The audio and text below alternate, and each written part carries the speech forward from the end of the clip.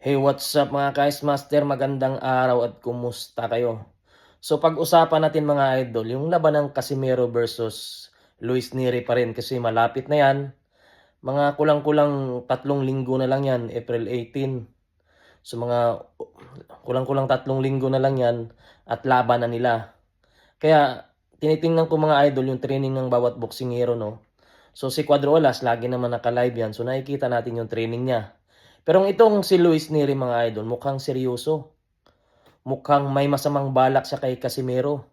Kasi hanggang ngayon wala pa akong nakikitang video ni Luis Neri na naka-upload or mga nag-leak dyan sa mga vlogger. Talagang mahirap siyang hagilapin ngayon. So ito yung ibig sabihin ng talagang seryoso talaga siya sa laban na to. Hindi siya nagpakita ng kahit anong mga video para hindi siya magpaghandaan. So dito natin masasabi na sobrang seryoso niya ngayon at ayaw niyang matalo dahil itong dalawang boksingero na to ay may history na to dati, nag-aasara na to.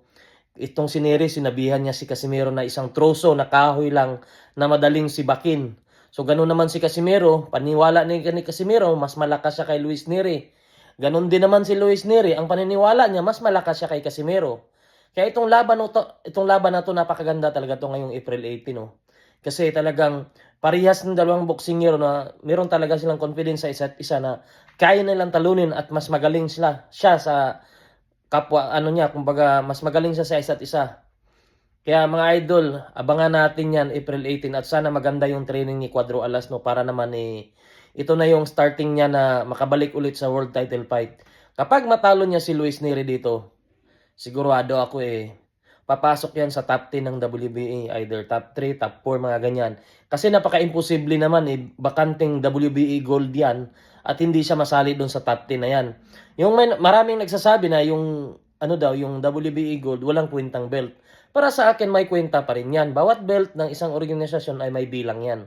So lalo na yung WBA gold, hindi man siya world title belt, nasa consider as minor lang yan, pero hindi mo rin siya masasabi na hindi siya importante. Kasi kapag manalo si Cuadro Alas dyan, napaka-imposible naman na hindi siya papasok doon sa top 10 sa 122. So, di ba? So, sa mga nagsasabi na walang bilang yung belt na yan, kung i-count nyo sa as world title belt, hindi talaga yan world title belt. Minor lang yan. Kaya mahalaga pa rin yan kunin ni Casimero yan. At syempre, dapat makuha niya yung timbang. Kasi ang timbang yung mahalaga dyan mga idol, no? Gaya ng sinabi ko nung nakaraang live ko, kahit manalo si Casimero kay Luis Neri ng isang round, tapos pero overweight siya sa timbang, baliwala yun eh. Baliwala yung mga idol kasi kumbaga nakatingin yung mga kritiko niya, nakatingin yung mga boxing fanatics sa timbang niya. Kaya useless din, katulad nung nangyari kay Sanchez, overweight si Cuadro Alas, tinuloy, nanalo siya, nabaliwala yung panalo niya dun eh. Hindi na credit yung panalo niya. Mas binatikos nila yung pagka-overweight. So ganun dito yung mangyayari mga idol. Dapat kunin talaga ni Cuadro Alas yung timbang. Yung performance siguro pangalawa na yan. Kasi kapag makuha ni Casimiro yung timbang, syempre, focus naman tayo doon sa performance na gagawin o yung plano nila. Kasi kung hindi mo makuha yung timbang at matuloy pa rin yung laban at manalo si Cuadro Alas, maniwala kayo sa hindi niya makikredit yung panalo na yan. Kasi yung mga kritiko, yung mga boxing fanatics, yung mga promoter, may dahilan na naman kaya ka nanalo dahil overweight ka. Kaya mas mahalaga talaga kunin ni Cuadro Alas yung timbang. Tapos after ng timbangan, kuha na, focus na tayo sa laban.